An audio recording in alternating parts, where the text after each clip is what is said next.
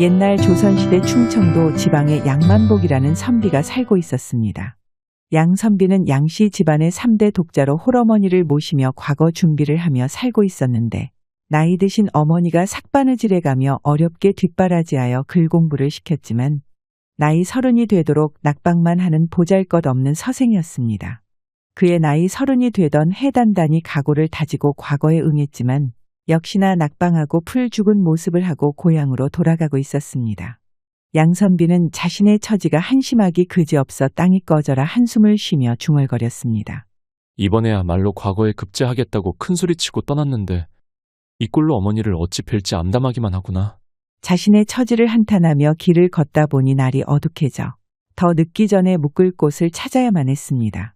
한참을 걷다 멀리서 주막에 불빛이 보이자 양선비는 주막을 보고 오히려 어두운 안색이 되더니 고민에 빠졌습니다. 수중에 가진 것이라고는 엽전 몇 양이 전부인데 오늘 밤 쓰고 나면 앞으로 며칠은 꼼짝없이 굶어야 하는데 이 일을 어찌하면 좋단 말인가. 고민에 빠진 양선비의 뒤로 시커먼 그림자가 나타나더니 걸걸한 목소리로 말했습니다. 들어갈 거면 들어가고 아니면 다른 사람이 드나들게 한쪽으로 비키시오. 주막 앞까지 간 양선비가 자신도 모르게 입구에서 멍하니 서 있자 주막을 찾아온 손님 중 한 명이 소리친 것이었습니다. 깜짝 놀란 양선비가 옆으로 비켜서며 쳐다보자 팔척 장신의 우람한 체구를 가진 중년 남성이 자신을 한번 쳐다보더니 들어가고 그 뒤를 따라 20살 정도 돼 보이는 처녀가 따라 들어갔습니다. 양선비는 그 두 사람을 보고 적지 않이 놀랐는데 앞서 있는 자의 덩치도 어지간한 남자의 2배쯤 돼 보였지만 뒤따라가던 여인의 몸도 웬만한 장정은 저리 가라 할 정도로 컸던 것이었습니다. 엉거주춤하게 서 있던 양선비에게 갑자기 주모가 나와 소리쳤습니다. 선비 양반, 뭘 그렇게 멍 때리고서 계시오. 들어올 거면 어여 들어오시오. 이 근방의 인가라고는 우리 주막밖에 없어요. 괜히 밤이슬 맞고 고생하지 말고 어여 들어와 몸이라도 녹이시구려. 주모의 말에 양선비는 내일 걱정은 내일 하기로 마음먹고 주막 안으로 들어섰습니다. 주막 안은 이미 사람이 꽉 차 시장 한복판처럼 정신이 없었는데 장사꾼부터 선비들까지 먹고 마시며 일행들과 이야기를 하느라 누구 하나 양선비를 거들떠보지 않았습니다. 멍하니 서 있던 양선비를 주모가 붙들고 가더니 누군가에게 소리쳤습니다. 나으리, 자리가 모자라 이 선비님하고 합석해서 드셔야겠네요. 불편하시더라도 좀만 참으시고 국밥은 제가 넉넉하게 드릴 테니까요. 그럽시다. 주모가 양선비를 데리고 간 자리에는 문 앞에서 본 덩치 큰 중년인과 또 한 덩치 하는 처녀가 자리 잡고 있었는데 그들이 양선비를 쳐다보자 그는 왠지 모르게 주눅이 드는 것만 같았습니다. 실례하겠습니다. 앉으시구려. 양선비가 자리에 앉자 주모가 밥이 가득 담긴 뜨끈한 국밥 2그릇을 가져와 두 사람에게 주자 그들은 숟가락을 들고 정신없이 먹기 시작했습니다. 선비님은 뭘로 드릴까요? 국밥이나 한 그릇 말아주시오. 네, 그러지요.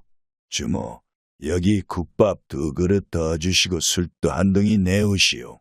그리고 안주할 만한 고기라도 있으면 넉넉히 주시오. 덩치 큰 중년이는 국밥을 먹기 무섭게 한 그릇 비워내며 말하자 양선비는 그 먹성에 놀랐는데 일행이던 처녀의 먹성도 그에 못지않아 어느새 국그릇이 바닥을 드러내고 있었습니다. 오랜만에 먼 길을 걸었더니 배가 많이 고팠나 보구나. 집 떠나 하루밖에 안 됐는데 얼굴이 야위어 보이는구나. 바깥 나들이를 할수록 잘 먹어야 한다. 네, 삼촌 안 그래도 든든히 먹고 있어요. 두 사람이 하는 말을 들은 양선비는 자신도 모르게 웃음을 터뜨릴 뻔했습니다. 얼굴에 포동포동 살이 잔뜩 올랐는데 야위었다니. 저런 처녀를 먹여 살리려면 기둥 뿌리가 뽑혀 남아나지 않겠구만. 혼자 이런 생각에 잠겼을 때 주모가 세 사람 앞으로 다가와 난감한 표정으로 말했습니다. 나으리, 오늘 손님이 한꺼번에 몰려 객방에 자리가 없네요. 남는 뒷방이 하나 있긴 한데 불편하셔도 세 분이 같이 하룻밤만 묵으시면 어떨런지요. 주모가 세 사람의 눈치를 보며 특히 젊은 처녀를 쳐다보며 어렵게 말하자.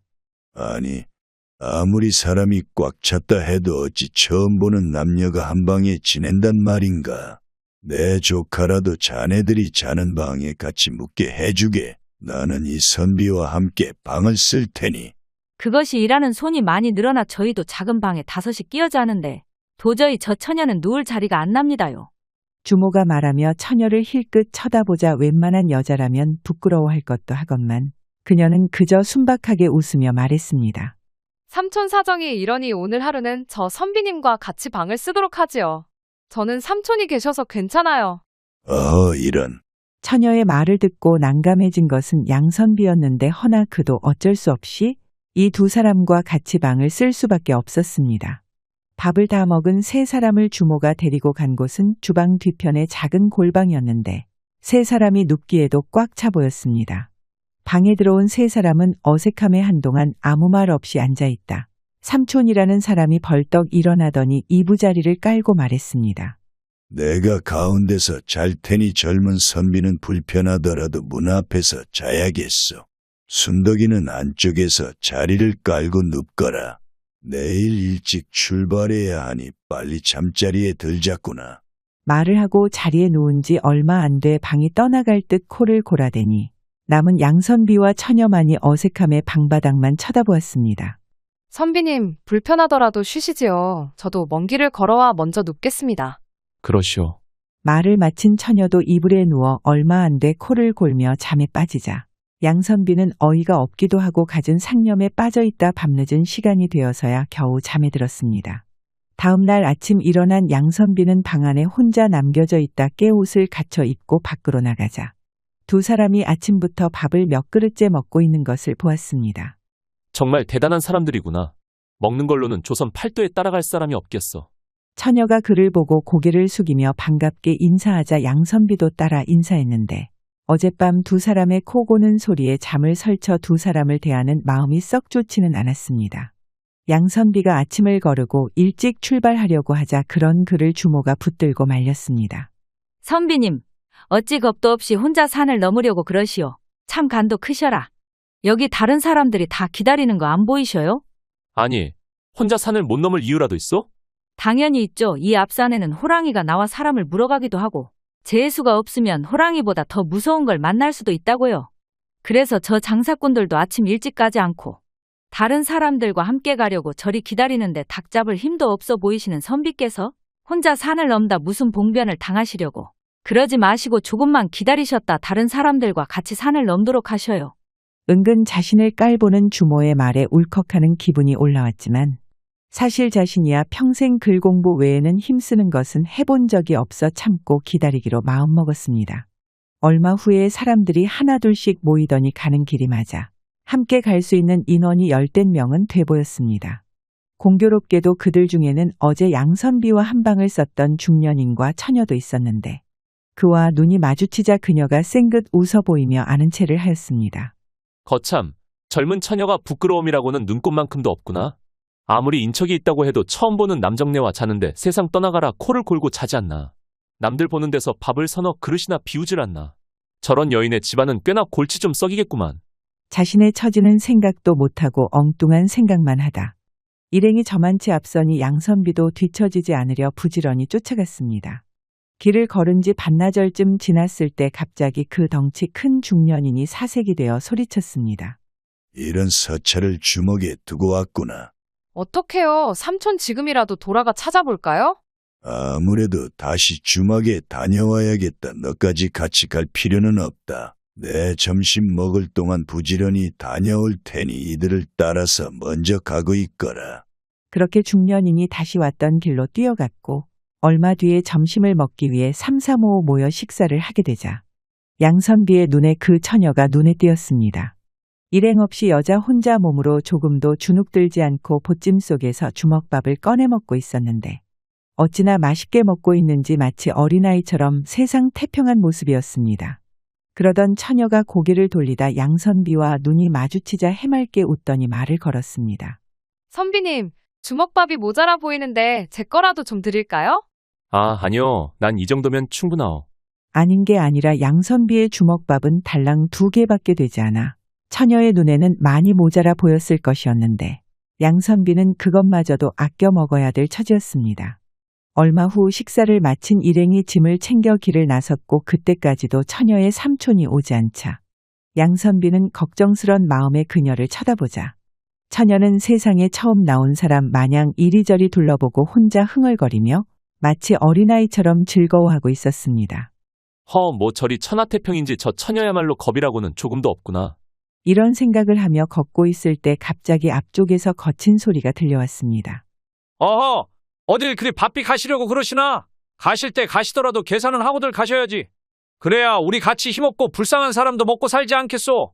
갑자기 산속에서 거친 복장을 한 사내들이 튀어나와 앞선 장사꾼들을 위협하자 사람들은 두려움에 떨기 시작했습니다. 양선비는 한눈에 산적들을 알아보고 뒤로 도망치려 하다 한 산적에게 딱 걸리고 말았는데 그 모습을 본 산적이 대뜸 양선비에게 달려들어 가슴팍을 차버리니 힘없는 양선비는 바닥을 떼굴떼굴 굴러버렸습니다. 아이고, 나 죽네. 선비님, 괜찮으세요? 처녀가 양선비를 부축하며 일으켜 세웠고 두목으로 보이는 자가 나서며 말했습니다. 자, 모두들 잘 보시오. 괜히 남들은 양심껏 불쌍한 사람들을 도우며 같이 잘 살아보자 하는데 개 중에는 지만 살겠다고 내빼는 잡것들이 하나씩 꼭 있어요. 우리 같이 영업하는 사람들이 제일 싫어하는 게 저런 종류의 종자들이요. 그러니 괜히 몸 상하고 얼굴 붉히지 마시고 먹고 살기 바쁜데 얼른 끝내고 가던 길 가십시다. 두목의 말에 장사꾼들은 품속에서 돈을 꺼내 얼마씩 산적들에게 바쳤고 그 양이 성이 차지 않는 이들은 산적들의 으름장과 협박에 돈을 더 내주어 그들에게서 벗어날 수 있었습니다. 이내 양선비와 처녀의 차례가 되자 두목이 나서며 말했습니다. 어이, 새님, 당신은 특별히 도망치다 우리가 힘쓰게 만든 죄로 갖고 있는 걸 모두 털어놔야겠네. 옆에 둥글둥글하신 처녀께선 조금만 성의껏 내시고. 두목의 협박에 양선비는 가슴이 쪼개질 듯 아픈 와중에 두려움이 밀려왔습니다. 내 어제 주막에 들려 가지고 있던 돈을 모두 써버려 지금은 빈털터리요. 이번만 보내주신다면 다음에는 꼭 성의 표시를 할 테니 이번 한 번만 그냥 보내주시오. 뭐가 어쩌고 어째. 이번엔 그냥 넘어가고 다음에 주겠다고? 이 새님이 우리가 헛것으로 보이시나 좋게 말로 하려니 안 되겠네. 얘들아, 돈을 못 주시겠다니 한번 탈탈 털어드려라. 두목의 명령에 산적 서너 명이 달려들어 양선비를 두들겨 패기 시작하니 그 모습을 본 처녀는 두려움에 와들와들 떨었습니다. 처녀께선 너무 겁먹지 마시고 가지고 계신 재물들 중에 조금만 나눠주시면 앞으로 두고두고 복 받으실게요. 그게 저희 삼촌께서 돈을 다 가지고 계신 데다 지금 주막에 두고 온 물건이 있어서 가셨다. 조금 있으면 오실 테니 그때 드리면 안 될까요? 허, 처녀의 말에 산적 두목은 어이가 없다는 듯 눈을 크게 뜨고 처녀를 쳐다보았습니다. 처자, 지금 그 말을 나보고 믿으라는 거요? 이 오라버니가 좋게 말할 때 조금만 주고 가는 게 낫지 않을까? 두목의 협박에 처녀는 울음까지 터뜨리며 말했습니다. 저 정말이에요. 저는 거짓말을 잘 못해요. 조금만 있으면 삼촌이 오실 테니까 그때 꼭 드릴게요. 세상 서럽게 울며 하는 처녀의 말에 산적 두목도 뭐 이런 게 다 있나. 어이없는 표정으로 쳐다보다 이내 입맛을 쩝쩝 다시고 부하들에게 말했습니다. 그만 털고 뭐라도 나온 거 있으면 가져와봐. 저 두목 진짜 아무것도 없는데요. 아이고, 이런 오늘 아침부터 일진이 왜 이리 사납다냐. 여기 처자께서도 가진 것 한 푼 없다니 방법은 하나밖에 없다. 어떻게 하시려고요, 두목? 어떻게 하긴 뭘 어떻게 해. 돈이 없으면 몸으로 떼어야지. 둘 다 묶어서 산채로 가자. 두목의 말에 처녀는 흐느껴 울다 놀라 말했습니다. 잠깐만요. 삼촌이 금방 오실 테니 그때 드릴게요. 조금만 기다려주세요. 처자, 우리도 그렇게 하고 싶지만 우리가 너무 바쁜 사람들이라 처자네 삼촌은 다음에 만나기로 하고 가서 못한 셈이나 마저 치르자고. 그렇게 양선비와 처녀는 산적들에게 끌려갔고 산길을 한참 걸어 산채에 도착하자 두 사람은 창고에 갇혀 하룻밤을 보내게 되었습니다. 양선비는 밤새 끙끙 앓다 새벽녘이 돼서야 정신이 들었는데 자신의 옆에서 처녀가 세상 떠나갈 듯 코를 골며 자고 있자 어찌된 영문인지 도통 알 수가 없었습니다. 양선비는 아침이 되길 기다리다 새벽 딸기 우는 소리에 처녀가 잠에서 깨어 일어났습니다. 아이고, 능이 배겨 잠을 잘 수가 없네. 어머 선비님, 정신을 차리셨네요. 몸은 좀 어떠세요? 밤새 끙끙 앓으셨는데. 그것보다 이곳은 대체 어디고 무슨 일이 있었던 게요? 처녀는 양선비가 두들겨 맞아 정신을 잃은 것부터 다른 사람들은 돈을 내고 모두 풀려났지만 자신들 두 사람만 빈털터리라 산적 소굴로 잡혀온 일들을 모두 이야기해 주었습니다. 헛내 신세가 이제 산적 소굴에까지 끌려오게 되다니 더 이상 조상님 뵐 면목이 없구려. 선비님, 기운을 내세요. 산적 두목이 우리를 잡아오면서 셈을 치르자고 했으니 조금 있으면 우리를 풀어주겠지요. 양선비는 처녀의 얼굴을 쳐다보며 속으로 이 여인은 어떤 상황에서도 참으로 순수하구나. 라고 생각이 드는데 양선비가 자신을 빤히 쳐다보자 그녀 또한 부끄러웠는지 고개를 돌리며 순박하게 웃었습니다. 그 순간 창고 문이 벌컥 열리더니 사내 하나가 안을 보며 소리쳤습니다. 아침을 먹어야 하니 어서 나오시오.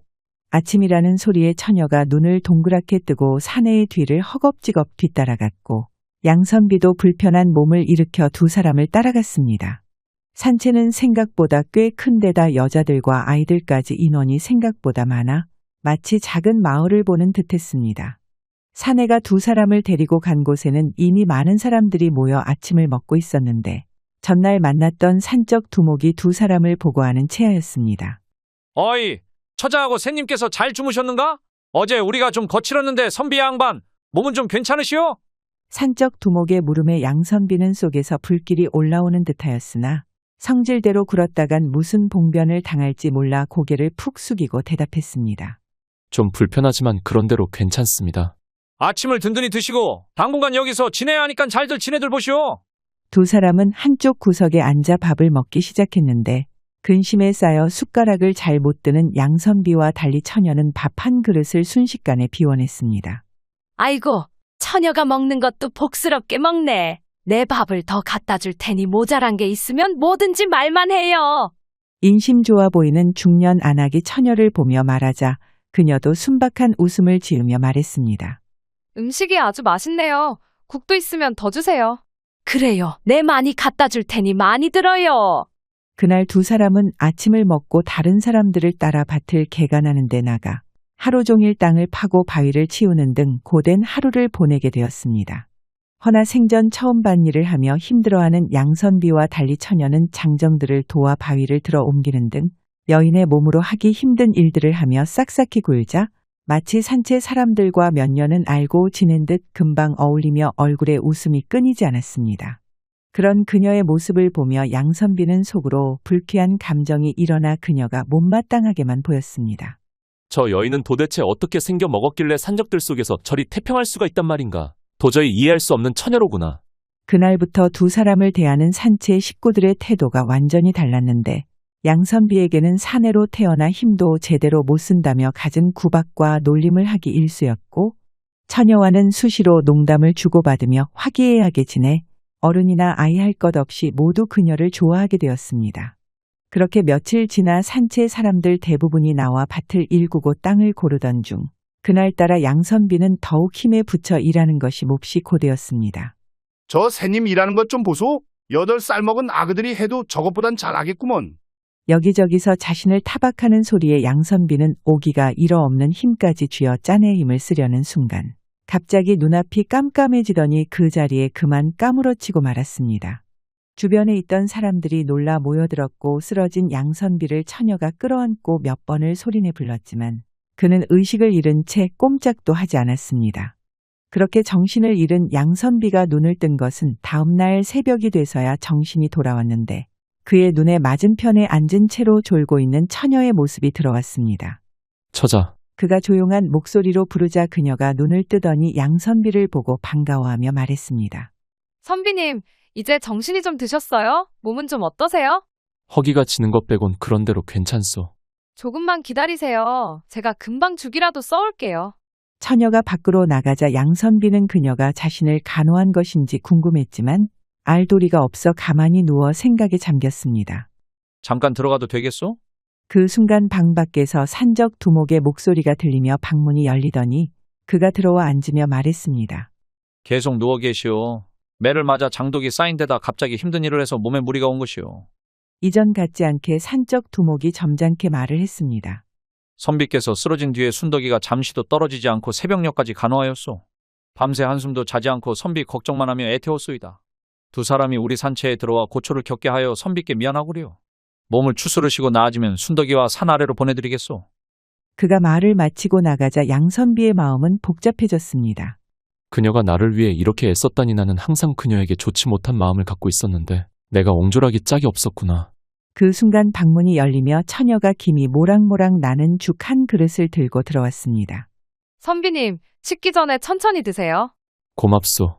양선비는 죽 한 그릇을 모두 비워내고 그녀를 쳐다보며 어렵게 말을 꺼냈습니다. 처자께 큰 은혜를 입었습니다. 쓰러진 저를 밤새 간호해 주셨다고 들었소. 당연히 해야 할 일을 한 것뿐이니 부담 갖지 마세요. 아닙니다. 이런 큰 은혜를 입고 어찌 모른 척할 수 있겠습니까? 언제고 기회가 되면 꼭 보답을 드리도록 하겠습니다. 양선비의 말을 들은 그녀는 왠지 모를 부끄러움에 고개를 숙였고 그 또한 그녀를 마주 보지 못하고 어색해하며 딴 곳만 바라보고 있었습니다. 그렇게 며칠이 지나 양선비의 몸이 나아질 때쯤 한장정이 얼굴이 사색이 돼 뛰어와 말했습니다. 순덕아 난리 났다 난리 났어. 얼른 나가봐야겠다. 왜요? 무슨 일이 났어요? 일단 얼른 가보자. 늦었다간 여러 사람 잡겠다. 장정의 성화의 양선비와 처녀는 무슨 사단이 났나 급한 마음에 뛰어가 보니 산채 입구에 두목을 포함해 산적들이 무기를 들고 살벌한 기색으로 한 사람을 둘러싸고 있었습니다. 그 앞에는 산적 몇 명이 멍투성이가 되어 나뒹굴고 있었는데 그 사람은 덩치가 매우 크고 나이가 있어 보이는 중년 남자였습니다. 뒤에서 구경하던 처녀가 그를 쳐다보고는 소리를 지르며 달려나왔습니다. 삼촌? 순덕아, 그 사람은 다름 아닌 처녀의 삼촌이었고 그는 처녀와 헤어진 이후 주막에 들렀다. 가던 길을 다시 찾아가 보았으나 그녀를 찾지 못해 속을 까맣게 애태우다. 우연히 산적들의 이야기를 지나가는 이에게 듣고는 혹시나 조카가 산적들에게 잡혀갔을까 하는 생각에 온 산을 뒤져 산채를 찾아온 것이었습니다. 경계를 하던 산적들은 중년인이 한눈에 보기에도 평범한 이가 아니라는 생각이 들어 막아 세우다 그의 손에 두들겨 맞아 쓰러져 버렸고 처녀의 삼촌은 그중 한 명을 닥달해 처녀가 산채에 있다는 것을 알아내고 화가 나서 산채를 쑥대밭으로 만들어 놓고 있었습니다. 순덕아, 내가 너를 얼마나 애타게 찾았는 줄 아느냐? 죄송해요. 삼촌 안 그래도 오늘 산을 내려가 삼촌을 찾으려고 했는데 어떻게 알고 여기까지 찾아오셨어요? 두 사람이 반갑게 이야기를 나누는 동안 주변에 서 있던 산적들은 어쩔 줄 몰라 두목의 눈치만 살피며 어정쩡하게 서 있었는데 산적 두목 역시 캥기는 것이 있어 어찌할 바를 모르고 두 사람만 쳐다보았습니다. 처녀의 삼촌은 그동안 고생한 것이 화가 가라앉지 않자 자신을 둘러싸고 있는 산적들을 모두 혼내주려 했으나 처녀가 만류하며 그동안 있었던 일들을 얘기하자 화를 가라앉히고 자신의 조카와 함께 조용히 산채를 떠나기로 마음먹었습니다. 양선비와 처녀가 떠나게 되자 산채에 있던 모든 사람들이 나와 두 사람과의 헤어짐을 아쉬워했습니다. 그간 고생 많으셨소. 순덕이도 항상 건강하거라. 네, 모두 건강하세요. 양선비는 가벼운 목례로 인사를 대신했고 처녀는 아이들과 여자들에게 일일이 손을 잡고 인사를 하며 산채를 떠나게 되었습니다.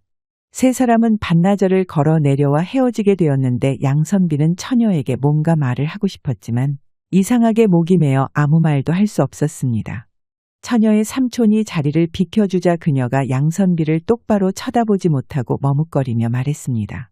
선비님, 제 이름은 고순덕이에요. 며칠을 함께 보냈는데 제 이름 정도는 알려드려야 될 것 같았어요. 내 이름은 양만복이요. 조부님께서 세상 복을 많이 받으라고 지어주셨는데 참 촌스러운 이름이요. 그의 말에 처녀가 순박하게 웃으며 말했습니다. 듣기 좋네요. 저는 이 길로 20리 정도 가면 나오는 해월리란 마을에 살아요.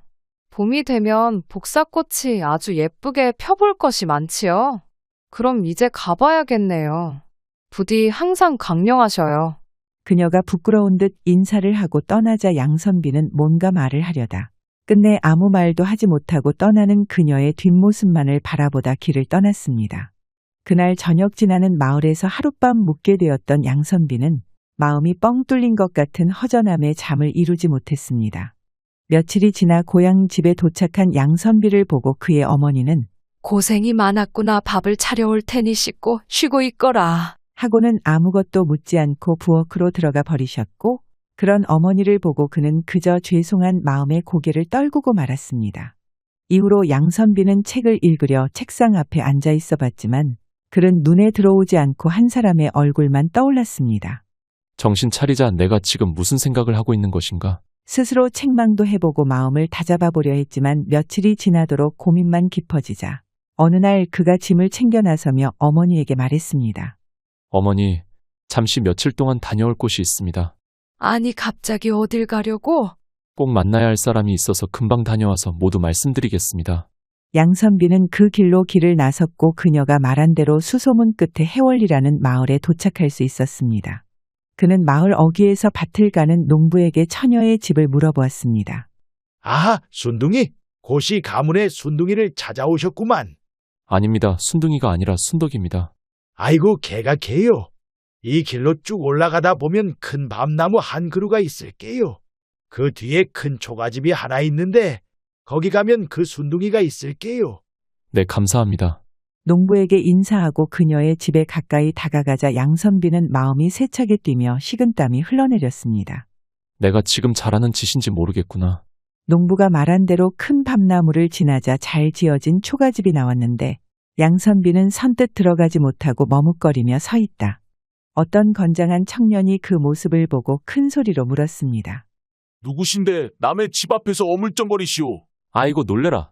도둑질을 하던 사람처럼 양선비가 깜짝 놀라자 청년이 그를 위아래로 훑어보며 큰 소리쳤습니다.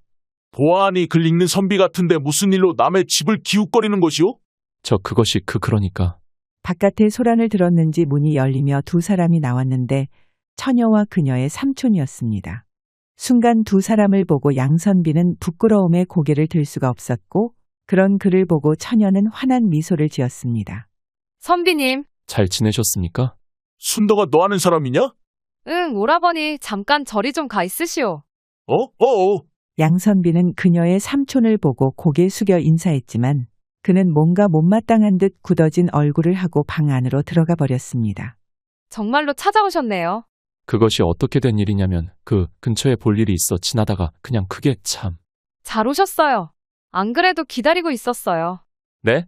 그녀의 말에 양선비는 놀라 눈을 동그랗게 뜨고 쳐다보자 그 전에 부끄럼 타던 그녀의 모습은 어디로 사라지고 당차게 말했습니다.